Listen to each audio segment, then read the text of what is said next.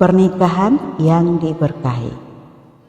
Khadijah binti Khuwailid merupakan istri pertama Rasulullah SAW yang paling beliau cintai. Ketika pernikahan mereka berlangsung, Rasulullah berusia 25 tahun, sedangkan Khadijah berusia 40 tahun. Suami istri ini hidup berbahagia selama kurang lebih 25 tahun, hingga akhirnya Khadijah meninggal dunia pada usia 65 tahun.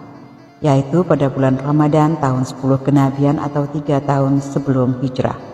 Ketika Khadijah wafat, Rasulullah telah berusia 50 tahun. Khadijah merupakan orang pertama yang beriman dan memeluk Islam di muka bumi ini. Ia kemudian menjadi pendamping terbaik Rasulullah di kala suka maupun duka. Khadijah lah yang mencurahkan kasih sayang seorang ibu kepada Rasulullah, sesuatu yang tidak beliau dapati pada masa kecil beliau. Ketika penentangan kaum kafir terhadap dakwah Islam semakin kuat, Rasulullah sangat membutuhkan motivasi, hiburan, dan kekuatan. Ketika itu Khadijah pula yang selalu siap untuk memberikan segalanya. Oleh karena itu ketika Khadijah berpulang ke rahmatullah, Rasulullah merasakan duka yang sangat dalam.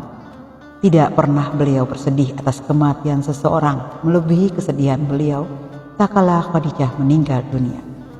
Tidak pernah pula Rasulullah mengenang seseorang melebihi apa yang beliau kenang dari Khadijah. Beliau menjadi murung dan kehilangan gairah hidup. Hal itu tentu merisaukan para sahabat. Mereka turut prihatin melihat Rasulullah yang tenggelam dalam rasa duka. Mereka pun berupaya untuk meringankan beban duka itu.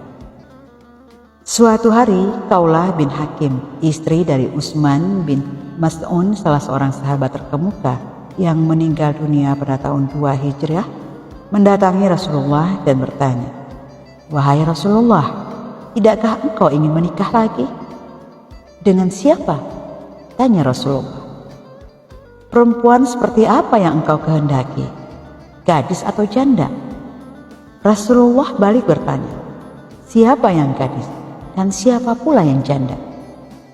"Jika engkau menghendaki seorang janda, maka menikahlah dengan Saudah bin Jam'ah. Jika gadis yang engkau inginkan, maka menikahlah dengan putri dari orang yang paling engkau cintai, Aisyah bin Abu Bakar As-Siddiq. Kalau begitu sampaikan hal ini kepadanya." Maka Khawlah pun berangkat menuju kediaman Abu Bakar untuk menyampaikan hal itu. Pada masa itu orang-orang Arab enggan menikahkan putri dari seorang teman yang telah diangkat menjadi saudara. Mereka beranggapan bahwa hubungan saudara angkat itu menjadikan hubungan perbesaran menjadi terlarang. Rasulullah telah mengangkat Abu Bakar sebagai saudara. Karena itu Abu Bakar menanggapi kabar dari Khawlah itu dengan bertanya, "Bolehkah beliau menikahi putriku? Bukankah Aisyah adalah anak dari saudaranya sendiri?" Khawlah pun kembali kepada Rasulullah untuk menanyakan persoalan itu. Rasulullah menjawab, "Kembalilah kepada Abu Bakar. Katakan kepadanya bahwa ia adalah saudaraku seagama dan putrinya halal untuk kunikahi." Hadis riwayat Bukhari, Ahmad, dan Baihaqi.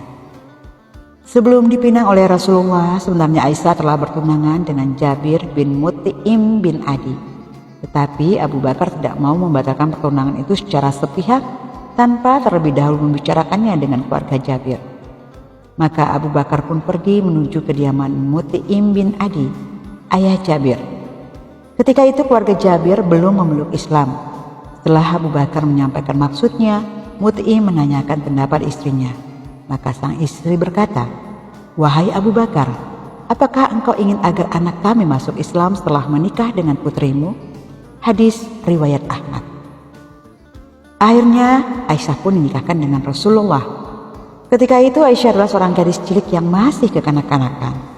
Ia sering membuat ibunya marah. Kadang-kadang Rasulullah menyaksikan Aisyah dimarahi. Hal itu membuat beliau iba.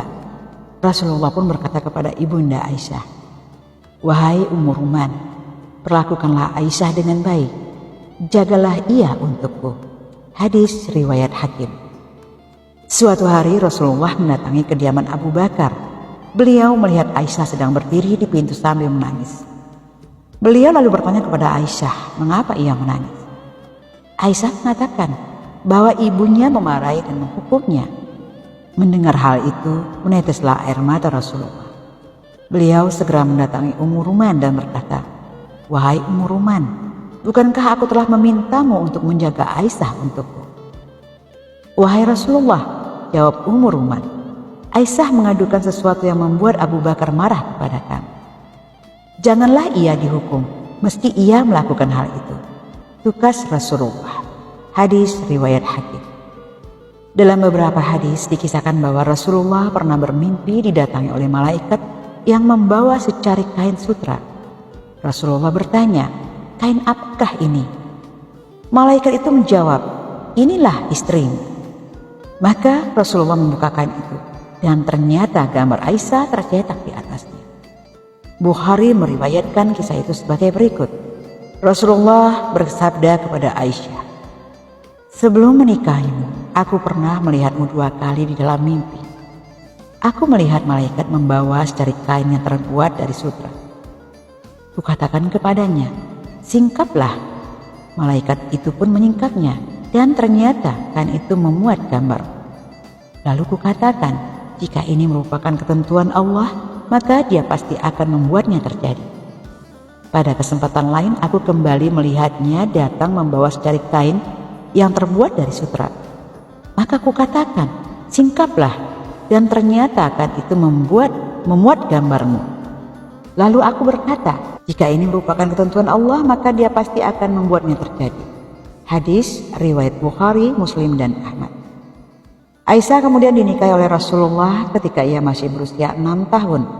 Tujuan paling mendasar dari pernikahan ini adalah untuk mengukuhkan hubungan antara kekhalifahan dan kenabian.